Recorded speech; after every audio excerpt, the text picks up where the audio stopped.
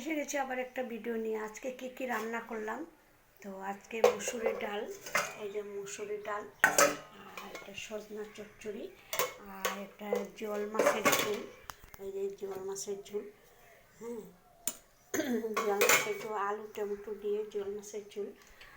আর এইটাই আজকে মানে এইটুকুই রান্না করলাম। আর কালকে আমার মেজ ডে ছিল, তো বিয়ার 36টা বছর দেখতে দেখতে চলে গেল। আর ওইটাই ভাবি আর কি, যে যে মানুষটা হাত ধরে আইছে সেই আমার রাইখা এই গেছে গিয়া। তো 16 বছরে বিয়া, আর 27 বছর আমার সংসার জীবন, আর মারা গেছে সে 10 বছর।